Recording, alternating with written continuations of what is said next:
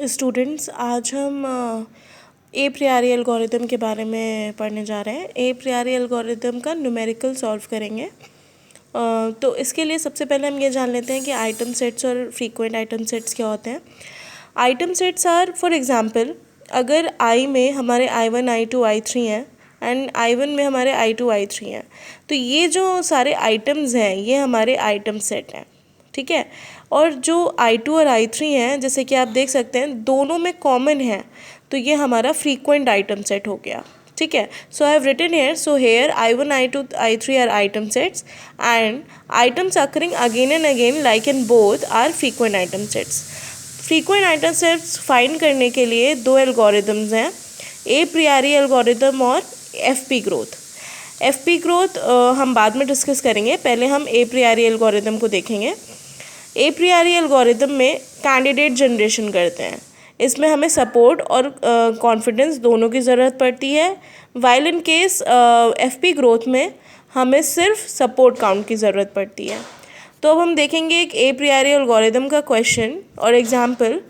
हमने यहाँ पे एक टेबल ली हुई है जिसमें हमारे ट्रांजैक्शन और आइटम सेट्स हैं I1 I2 I3 I4, ठीक है। हमारे इसमें आइटम सेट दिए हुए हैं। मिनिमम सपोर्ट हमें गिवन है 50% और मिनिमम कॉन्फिडेंस हमें गिवन है 50%। सबसे पहले हमें सपोर्ट, जो मिनिमम सपोर्ट दिया हुआ है, इसको वैल्यू में कन्वर्ट करना पड़ेगा। तो इसके लिए हम क्या करेंगे, 50/100, क्योंकि ये परसेंटेज में दिया हुआ है, इंटू 4। 4 कहाँ से आया है, ये हमारे नंबर ऑफ़ आइटम सेट्स हैं, नंबर ऑफ़ ट्रांजैक्शंस हैं। I1 I2 I3 I4 4 है, तो हमने यहाँ पे 4 से मल्टीप्लाई किया। अगर यहाँ 5 होते तो हम यहाँ 5 से मल्टीप्लाई करते। सपोर्ट काउंट हमारा आ गया 2। अब हम क्या करेंगे, सबसे पहले फर्स्ट टेबल क्रिएट करेंगे एक आइटम के साथ, एक ट्रांजैक्शन के साथ, जो एक आइटम के साथ जो कि C1 है। C1 में हम कैंडिडेट जनरेट कर रहे हैं। आइटम्स और सपोर्ट, आइटम्स में हम इंडिविजुअल आइटम लेंगे, जैसे कि A B C D E F, ठीक है, A B C D E F। अब हम ये चेक करेंगे कि ये A इस टेबल में कितनी बार आ रहा है, कितनी बार आ रहा है, 1 2 3, ठीक है। तो हमने यहाँ 3 लिख दिया। ऐसे ही करके हम पूरी टेबल कंप्लीट कर लेंगे।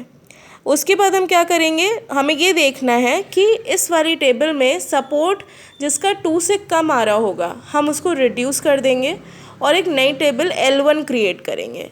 हमने यहाँ पे मेंशन किया हुआ है, as minimum support is 2, so we will remove the item less than 2। यहाँ पे हमने 2 रिमूव कर दिया, 1 वाले जितने भी आइटम्स है वो रिमूव कर दिए, और हमारी जो लिस्ट आई वो A B C, जो कि 3 2 2 सपोर्ट की है।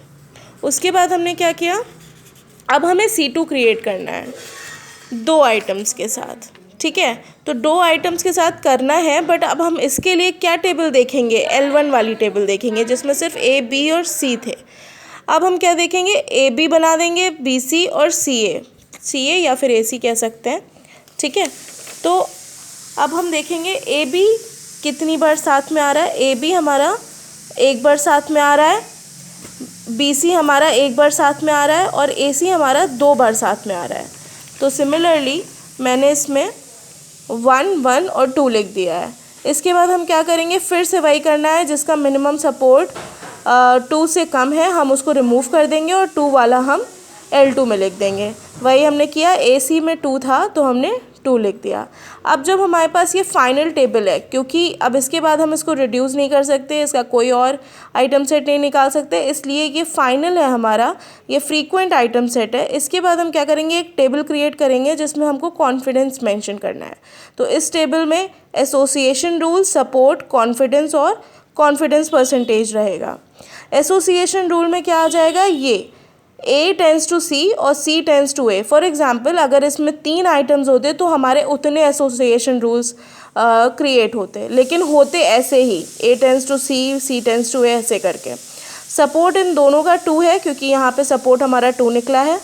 कॉन्फिडेंस हम कैसे निकालते हैं, for example A tends to C के लिए निकालना है तो support upon occurrence of A, ठीक है, क्योंकि A हमारा लेफ्ट साइड पे है। और ऐसे ही C टेंस टू A के लिए support upon occurrence of C, क्योंकि C हमारा लेफ्ट साइड पे है। सपोर्ट कितना है, 2 है। अकरेंस ऑफ A कितना है, ये हमें मेन टेबल से देखना है, जो हमारी ये थी। ठीक है। अकरेंस ऑफ ए 3 है तो 3 लिख दिया, सी में 2 है तो हम 2 लिख देंगे, ठीक है। तो 2/3 0.66 आ जाएगा, 2/2 1 आ जाएगा। कॉन्फिडेंस परसेंटेज निकालने के लिए हम सिंपली 100 से मल्टीप्लाई कर देते हैं, तो ये आ जाएगा 66% और 100%। जो हमारे फाइनल रूल होंगे वो कैसे आएंगे, हमें ये देखना होगा कि जो हमारा कॉन्फिडेंस परसेंटेज स्टार्टिंग में क्वेश्चन में दिया हुआ था वो 50% दिया हुआ था, उससे जिसका ज़्यादा कॉन्फिडेंस आएगा वो रूल्स हमारे फाइनल आंसर में होंगे।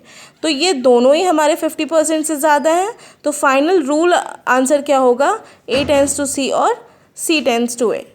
This was the answer. If you have any query you can ask.